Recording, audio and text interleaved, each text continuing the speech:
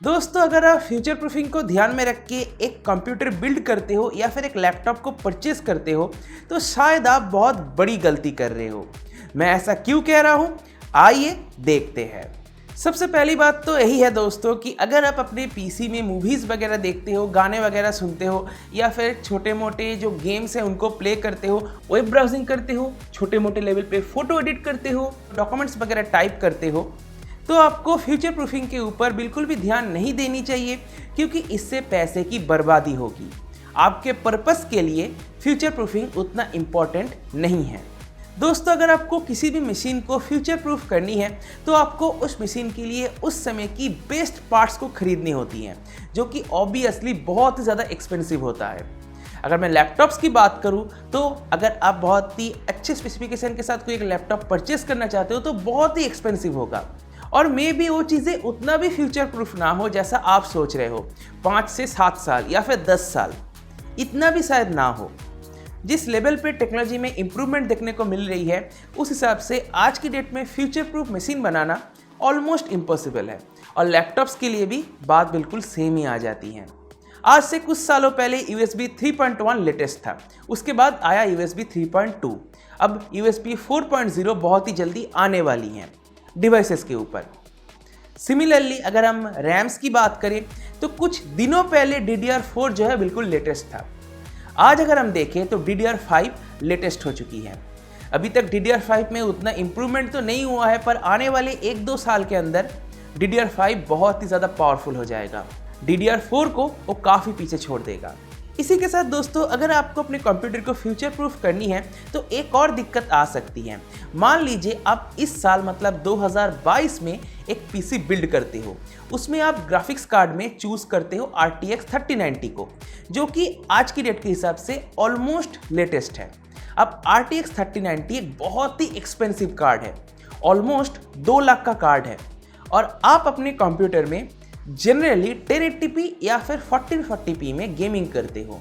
अब इस दौरान आपको एटलीस्ट RTX 3090 की तो ज़रूरत नहीं पड़ेगी।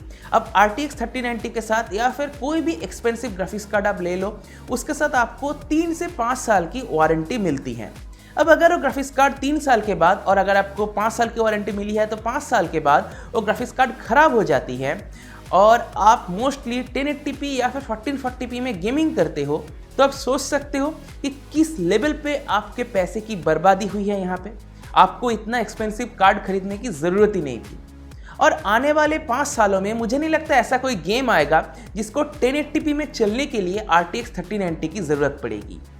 तो यहाँ पे भी RTX 3090 जैसे ग्राफिक्स कार्ड को परचेस करने की कोई इम्पोर्टेंस नहीं है।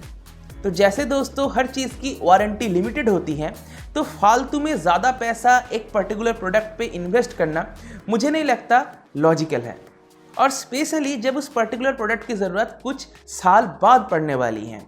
मदरबोर्ड के साथ भी दोस्तों कुछ ऐसा ही है। अगर आप ये सोच के एक बहुत ही एक्सपेंसिव मदरबोर्ड चूज़ करते हो कि मैं फ्यूचर में कोई एक पावरफुल प्रोसेसर उसमें लगा लूँगा, तो प्लीज़ आप ये गलती मत कीजिए, क्योंकि फ्यूचर में जो प्रोसेसर्स आएंगे उनके लिए एक तो सपोर्टेड चिपसेट शायद अलग होगा, सॉकेट अलग होगा, और दूसरी तरफ 2 से 3 साल बाद जब आप अपडेट करोगे या फिर अपडेट करने की प्लान करोगे, उस वक्त तक शायद आपका मदरबोर्ड ही ख़राब हो जाए। और मदरबोर्ड की अगर मैं बात करूँ तो मोस्टली वारंटी 1 साल या फिर 2 साल के अंदर ही ख़त्म हो जाती है।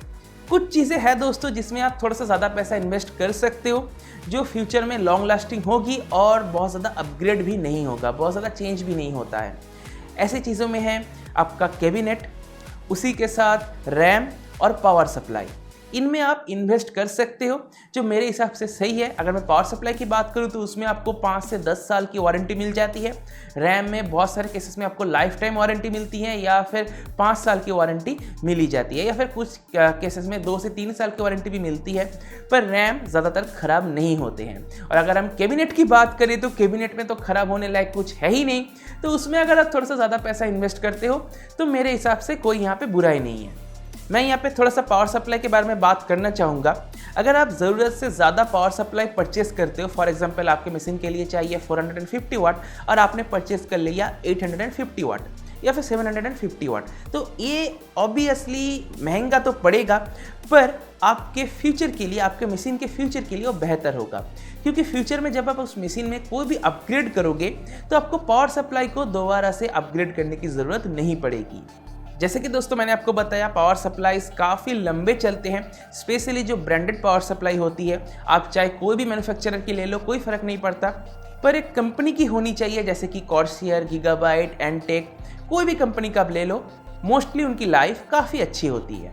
सिमिलरली अगर आप हाई कैपेसिटी की रैम परचेस कर लेते हो अभी, और फ्यूचर में कभी प्लान करते हो अपने सिस्टम को थोड़ा सा अपग्रेड करने के बारे में, जो हाई कैपेसिटी की रैम है वो उस दौरान आपके काम में आ जाएगा, आपको फिर से रैम परचेस करने की ज़रूरत नहीं पड़ेगी। पर जैसे DDR5 इंट्रोड्यूस हो चुकी है, तो हाई कैपेसिटी की या फिर हाई फ्रीक्वेंसी की DDR4 रैम परचेस करना मुझे नहीं लगता अभी के लिए सही है, क्योंकि DDR4 से DDR5 कई ज़्यादा बेहतर है, और जैसे टाइम बीतेगा DDR5 रैम्स में भी बहुत सारी इंप्रूवमेंट्स देखने को मिलेगा, उसकी फ्रीक्वेंसी भी बढ़ेगी और साथ ही साथ उसमें डिफरेंट फीचर्स भी देखने को मिल सकते हैं। यहाँ पे दोस्तों एक छोटा सा कैच है, आप चाहे जितना ही पावरफुल पीसी बिल्ड कर लो, वहाँ पे 32 गीगाबाइट से ज़्यादा रैम लगाने की ज़रूरत आपको मोस्टली नहीं पड़ेगी। तो 32 गीगाबाइट से ज़्यादा रैम अब परचेज मत कीजिएगा। 32 गीगाबाइट मोर देन इनफ है हर काम के लिए। बात रही कैबिनेट की, तो मैं आपको रिकमेंड करूंगा कि आप ATX कैबिनेट ही परचेज कीजिएगा, और ऐसे कैबिनेट लीजिएगा जिसमें 5 या फिर 6 फैन लगाने की जगह हो। अगर आप इनको फॉलो करके कोई भी कैबिनेट लेते हो, तो फ्यूचर में जब आप कोई भी अपने कंप्यूटर में अपग्रेडेशन करोगे तो आपको कोई भी परेशानी नहीं होगी। अब सवाल यह आती है कि क्या हमें फ्यूचर प्रूफिंग के चक्कर में एक अच्छा प्रोसेसर परचेस करना चाहिए, या फिर अगर लैपटॉप है तो अच्छे प्रोसेसर के साथ एक लैपटॉप परचेस करना चाहिए। दोस्तों ये काम आप कर सकते हो। अगर आप फ्यूचर प्रूफिंग को ध्यान में रख के एक प्रोसेसर चूज करते हो तो ये डिसीजन ऑब्वियसली सही होगा, स्पेशली अगर आप वीडियो एडिटिंग, ग्राफिक्स डिज़ाइनिंग या फिर 3D रेंडरिंग जैसे काम करते हो, या फिर आपका गेमिंग में इंटरेस्ट है, तो आप i7 या फिर i9 प्रोसेसर के साथ लेटेस्ट जनरेशन में जा सकते हो, या फिर अगर AMD साइड है तो Ryzen 7 या फिर Ryzen 9 के साथ जा सकते हो, ऑब्वियसली लेटेस्ट जनरेशन में। बेसिकली फ्यूचर में जो गेम्स आने वाले हैं, या फिर प्रोडक्टिविटी में जो सॉफ्टवेयर्स आने वाले हैं, या फिर सॉफ्टवेयर्स के ऊपर अपडेट आने वाले हैं, वो ज़्यादा GPU सेंट्रिक होगा। इसीलिए CPU में अगर आप फ्यूचर प्रूफिंग करने के चक्कर में इन्वेस्ट करते हो तो बेकार नहीं जाएगा, और साथ ही साथ CPU की लाइफ भी बहुत अच्छी होती है। अगर हीटिंग इशू ना हो तो CPU आपका सालों साल साथ दे सकता है, 10 से 15 साल तो इजीली चल जाते हैं, उससे ज़्यादा भी चल सकते हैं। मेरे पास ही दोस्तों एक ऐसा प्रोसेसर है जिसको 2009 में परचेस किया गया था, वो आज भी बिल्कुल सही वर्क करता है। दोस्तों अगर मैं अपने पर्सनल ओपिनियन की बात करूं ग्राफिक्स कार्ड के साथ, तो मैं फ्यूचर प्रूफिंग के चक्कर में कभी भी एक बहुत ही एक्सपेंसिव कार्ड परचेस नहीं करूंगा।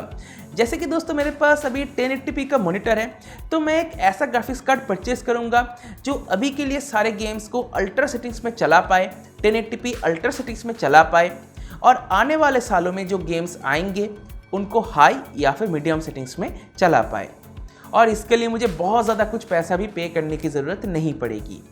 अगर मैं ग्राफिक्स कार्ड में बहुत ज़्यादा पैसा इन्वेस्ट भी कर देता हूँ तो उसका वारंटी तो मुझे 3 से 5 साल का ही मिलेगा। उसके बाद अगर वो ख़राब हो जाता है तो मेरा तो पैसा गया, और उसके साथ आने वाले सालों में जो ग्राफिक्स कार्ड आएंगे, आज से 4 साल या फिर 5 साल के बाद जो ग्राफिक्स कार्ड्स आएंगे, वो आज के कंपैरिजन में और ज़्यादा सस्ता होगा और इससे बढ़िया परफॉर्मेंस दे देगा। आपको इजीली एक रफ आइडिया लग जाएगा अगर आप GTX 1080 Ti और उसके साथ RTX 3060 को कंपेयर करते हो तो। जब GTX 1080 Ti था उसका प्राइस उस समय कितना था, और आज की डेट में जब RTX 3060 है उसका प्राइस क्या है, और परफॉर्मेंस में डिफरेंस कितना रह गया है। तो दोस्तों आपने देखा कि फ्यूचर प्रूफिंग हर जगह अच्छा नहीं होता है। अगर आप बहुत ज़्यादा पैसा पे करके एक कंप्यूटर बिल्ड करते हो या फिर लैपटॉप परचेस करते हो और उसमें आपको जो परफॉर्मेंस मिलती है उस परफॉर्मेंस का आज की डेट में आपका कोई यूज़ नहीं है, तो मैं कहूँगा आपको ऐसा नहीं करना चाहिए, क्योंकि ये सारे इलेक्ट्रॉनिक्स प्रोडक्ट्स हैं, कब ख़राब हो जाए कोई गारंटी नहीं है, तो तब आपका पैसा बर्बाद हो जाएगा। अब यहाँ पे आपका पैसा है, आप कहाँ पे इन्वेस्ट करोगे ये तो आपके ऊपर है। पर दोस्तों अगर आप फ्यूचर प्रूफिंग को ध्यान में रख के एक पीसी बिल्ड करने के बारे में सोच रहे हो या फिर एक लैपटॉप परचेस करने के बारे में सोच रहे हो, तो मैंने जो पॉइंट्स बताया है उनमें गौर कीजिएगा। तो बस दोस्तों, मुझे उम्मीद है आपको वीडियो को पसंद आया होगा। मैंने आपको जो भी बताया वो सब कुछ आपको ठीक से समझ में आ गया होगा। अगर इसके बाद भी आपका कोई सवाल है तो मुझसे कमेंट सेक्शन में भेजिए, पूछ सकते हैं, मैं उसका आपको जरूर रिप्लाई करूंगा। अगर आपने मेरे चैनल को अभी तक सब्सक्राइब नहीं किया, जो सब्सक्राइब कर लीजिए, सब्सक्राइब करने के साथ नोटिफिकेशन बेल उसको जरूर टैप कर दीजिएगा। और अगर आपने इस वीडियो को अभी तक लाइक नहीं किया तो वीडियो को लाइक कर दीजिए, अपने दोस्तों के साथ शेयर भी कर दीजिए। इसी के साथ इस वीडियो को मैं यहीं पे समाप्त करता हूँ। देने के लिए दोस्तों आपका बहुत बहुत धन्यवाद। Good bye.